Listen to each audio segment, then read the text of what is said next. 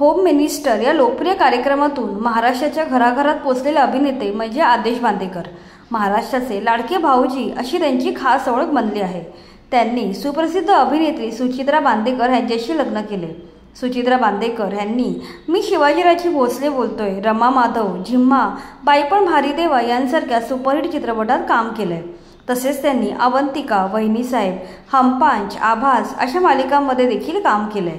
मराठी मनोरंजन विश्वातील लोकप्रिय जोडी म्हणून आदेश आणि सुप्रिया बांदेकर ओळखल्या जातात. या दोघांना सोहम नावाचा मुलगा आहे. आईवडिलांच्या पावलावर पाऊल ठेवत सोहमने अभिनय क्षेत्रात पदार्पण केले. सोहमच्या कामाबद्दल बोलायचे झाले तर त्याने स्टार प्रभाव वाहिनीवरील नवे लक्ष मालिकेतून आपल्या अभिनय कारकिर्दीची सुरुवात केली. या मालिकेत सोहमने पोलीस अधिकाऱ्याची भूमिका साकारली होती.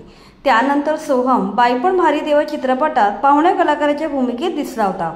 अभिनयाबरोबरच सोहम सध्या निर्मिती क्षेत्रातही काम करतोय. तो सध्या सोहम प्रोडक्शन हाऊस ही निर्मिती संस्था सांभाळतोय. याच प्रोडक्शनची ठरलं तर मग ही मालिका सध्या मराठी मालिका विश्व गाजवत आहे. TRPच्या यादीत ही मालिका गेल्या अनेक वर्षापासून पहिल्या स्थानावर विराजमान आहे.